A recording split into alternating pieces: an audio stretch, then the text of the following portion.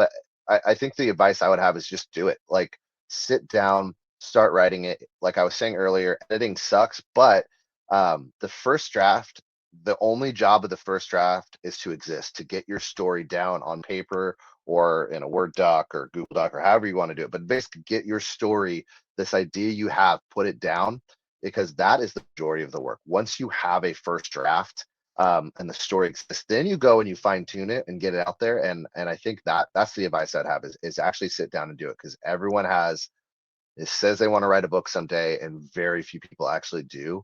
And it is so rewarding to get the story out of your head. Like I said earlier, like I just put this out there.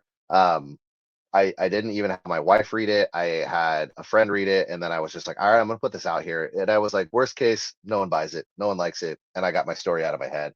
Um, and people loved it, and people are loving these stories, and which is still absolutely insane to me that people like the stories that came out of my head.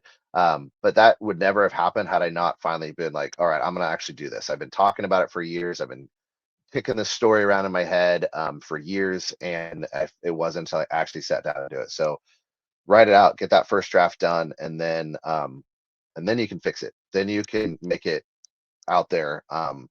And it's so easy today to get your book published, even if it's just for you and your friends. Even if you're not wanting to publish it wide, you can get a couple printed copies through Amazon of your book and give it to your friends or for yourself, and it is so cool to see your own book on the bookshelf. So that's my advice, is just sit down and do it.